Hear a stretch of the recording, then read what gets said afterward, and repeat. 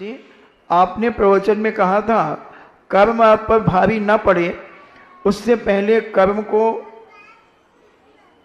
के ऊपर भारी हो जाओ, तो हम ऐसा क्या करें कि कर्म के ऊपर हम भारी हो जाएं? अपना तत्व चिंतन।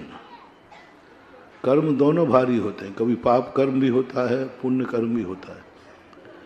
तो कुछ ऐसे संकल्प कर लिए जाते हैं जिससे कर्म भारी नहीं हो पाएगा। जैसे हमने नियम ले लिया आपने कि हम बिना अभिषेक पूजन के भोजन नहीं करेंगे। अब कर्म आप पर भारी नहीं पड़ पाएगा, आप कर्म पर भारी पड़ेंगे क्योंकि परिस्थितियां आपके अनुकूल बनेंगी। कभी कभी पुण्य कर्म इतना भारी हो जाता है कि पुण्य कर्म के उदय से व्यक्ति धर्म से दूर भागता है। पुण्य कर्म के उदय से व्यक्ति अच्छे गुणों से दूर भागकर दुर्गुणों की तरफ जाता है। तो सोचता है कि जैसे धन आया है, अब धन हमें नियम से पाप की तरफ ले जाएगा, कुछ ना कुछ पाप कराएगा। उसके पहले व्यक्ति दान घोषणा कर देता है और इतना दान घोषणा कर देता है कि जितना बचेगा वो दान की किस्त में चुका देगा। अब धन क्या पाप करा पाएगा? धन का रूप है कि मैं इसके बाद धन जब किसी के पास जाता है तो उसको पापी बनाने के लिए जाता है,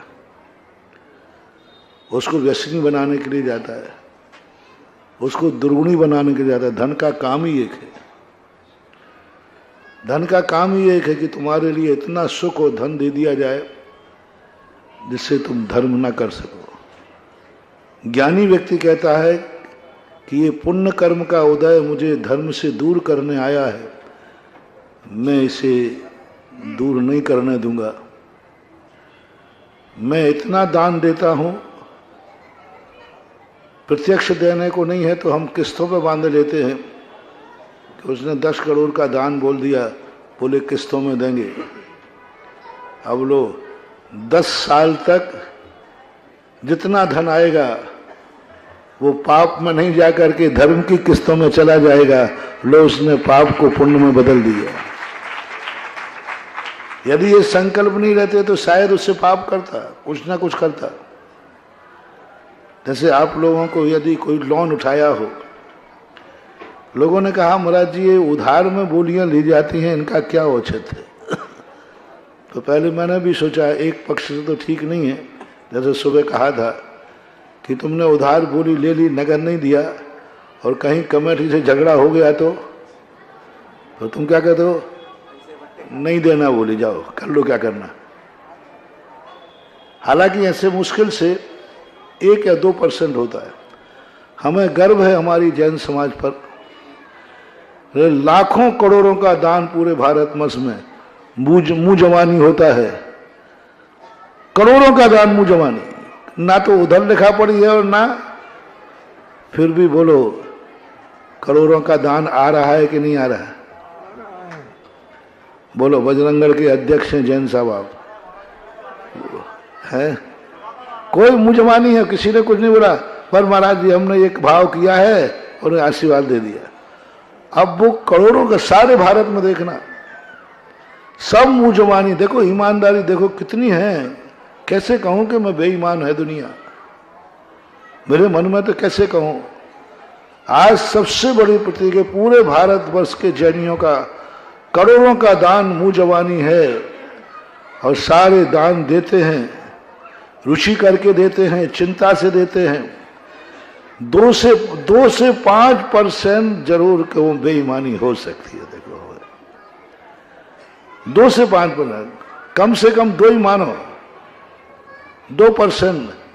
100 लोगों में से 2 लोग ऐसे निकलते हैं जो बेईमान होते हैं, जो बोली बोल करके देना नहीं चाहते, देते नहीं हैं, पलट जाते हैं, भाव पलट जाते हैं, नहीं देना, हमने नहीं बोली थी। और कई लोग कहते हमारे बाप ने बोली थी, वो ऊपर चला गया, उन्हीं से ऊपर जाके लो। हो एक बार ऐसा हुआ, और ना महाराज जी मैंने नहीं बोली है, पिताजी ने बोली थी। आप पिताजी मर गए, कमेटी उनको देखने जाए। मैंने कहा बेटा हमारे पास उनसे फोन आया है कि मैं जो वसीयत छोड़ के आया हूं उसमें से ले लेना। वसीयत भी तो ले छोड़ के गए तुझे, कितना बड़ा पाप है। बाप की बोली में पिता की वसीयत बेटे ने ले ली और दान नहीं चुकाया, तो ध्यान रखना वो वसीयत ही उसका नाश कर देगी, वो कभी उसको भोग नहीं पाएगा। जब पिता की कमाई हम ले सकते हैं तो पिता के द्वारा छोड़ा हुआ कर्जा भी हमें चुकाना चाहिए, पड़ेगा, होना ही चाहिए। बल्कि ज्ञानी व्यक्ति सबसे पहले पूछता है, पिता के मरने के बाद सब क्षेत्रों पर फोन करता है कि भैया मेरे पिताजी की दान की आदत थी, कहीं दान तो नहीं बोला, कहीं दान का बकाया तो नहीं है, बकाया है तो सबसे पहले 13 दिन के अंदर अंदर सूतक बाद में हटेगा, पिताजी के संसार में बोली हुई सारी बोलियां चुका देगा। ऐसे व्यक्ति को वो वसीयत ऐसे फलती है जैसे राजाओं को बेटे को राजगद्दी मिलती है। कैसे मिल जाती राजाओं की राजगद्दी? इतना बड़ा राज, इतना बड़ा खजाना, पिताजी की राजगद्दी मिल जाती है वसीयत में। ये वही लोग हैं जिन्होंने पिता के मरने के बाद सारी दुनिया में घोषणा की कि मेरे पिताजी ने यदि कहीं कुछ भी दान बोला हो, किसी से कर्जा लिया हो, हम उसको चुकाने को तैयार हैं, क्योंकि वे मेरे पिताजी थे। जब वसीयत दे के गए हैं तो हम उनका चुकाएंगे। तो 95-98% तो हमने ऐसे ही बेटे देखे हैं। 2% बेईमान होते हैं जिनका मन बहाना बनाना, उनको तो थोड़ा बहाना चाहिए, नहीं देना, पिताजी से ले लेना। बोली बोलने के बाद थोड़ा सा कुछ गड़बड़ हो जाए, थोड़ा सा झगड़ा हो जाए, मुकर जाते, हमें नहीं लेना। अरे यहाँ तो वो धर्म है महानुभाव, यहाँ स्वप्न में भी निकल गया कि मेरे से दान हो गया तो पूरा राज दान देकर के वनवास चले गए। राजा हरिश्चंद्र की सुन लो कहानी, काशी में जाके बिके तीनों, क्या दान हुआ, क्या गजब की कहानी। स्वप्न में किसी को मालूम नहीं है। सुबह राजा उठे और बस रानी से कहे चलो राज छोड़कर जाते। बोले क्यों? मैंने राज दान में दे दिया। मंत्री कहते राजा साहब कब दिया आपने? आप तो जब भी दान बोलते थे मुझे बता देते कि भैया मैंने वहां दान। रानी साहब से पूछा, रानी कहती है मेरे के बिना पूछे तो आप कभी कुछ देते ही नहीं, कभी भी कुछ दान होता है तो मुझे बता देते मैंने वहां दान दिया। ये कब दिया? बोले ये मेरी साक्षी में हुआ। बोले कब? रात में स्वप्न में दिया है। अरे स्वप्न का दान कोई दान कहलाता क्या? उन्होंने कहा नहीं, स्वप्न भी मैं नहीं देखा है। ओहो, कैसे राजा, कैसी आत्माएं, स्वप्न में दिया हुआ दान सही दान बांध करके दान में देकर के छोड़ के चले गए। कभी तुम्हारे जीवन में ऐसा हुआ स्वप्न में कोई दान दे दिया हो और सुबह कमेटी के पास आओ भैया ये दान लिख लो? बोले कब बोला था? अरे भैया मैंने आज रात स्वप्न में बोला था, स्वप्न में बोला था। यहां तो मुंह से निकल जाए, बल्कि पंचकल्याणक भी कर ले, मंदिर भी बन जाए, कमरा भी बन जाए, उसके बाद कहता है नहीं देना, जाओ तुमने हमसे झगड़ा कर लिया। थोड़ी थोड़ी बातों के ऊपर ये धर्म का दान है महानुभाव। मुंह से निकल जाने के बाद, अरे मुंह तो छोड़ो, मन में आ जाने के बाद वो कहता है ये दान मरते मर जाऊंगा लेकिन इस पैसे का मैं उपयोग नहीं करूंगा, ये तो दान दे दिया। हमने ऐसे ऐसे लोग देखे जो बोली बोलते हैं। मान लीजिए 10 लाख की बोली गई और 9 लाख तक बढ़ पाया था, इससे आगे उसकी शक्ति नहीं थी। और बोली कितने में टूटी? 10 लाख में। बोली 10 लाख में टूटी, लेकिन मेरे मुंह से 9 लाख निकले थे, वो 9 लाख जाकर के जमा करा देते भैया। तो कमेटी कहती आपको तो बोली मिली नहीं, बोली मिले या नहीं मिले, मेरे मुंह से दान तो निकल गया। अब बोलो कैसा दान है? बोली मिली नहीं, बोली तो 10 पे, लेकिन उसके बाद 9 लाख रुपए तक वो बढ़ा था, तो 9 लाख ला करके उसने कमेटी में जगा दिए बिना बोली के। बोले मेरे मुंह से निकल गया तो वो तो मेरे घर से निकल गया।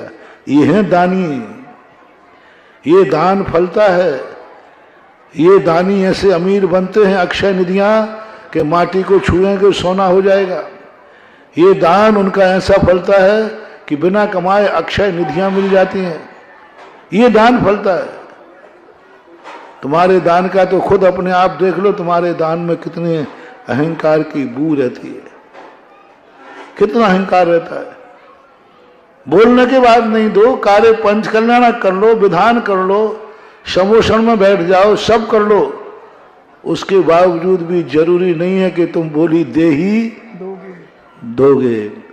तो 1-2% तो जरूर ऐसे बेईमान हैं, लेकिन अभी मुझे गर्व है कि हमारी जैन समाज में 98 और 95% लोग आज भी ओरिजिनल दानी हैं, जो मात्र मुंह से कहते हैं, बस कोई लिखा पढ़ी नहीं, कोई दस्तखत नहीं।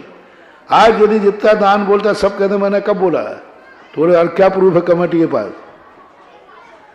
बोलो।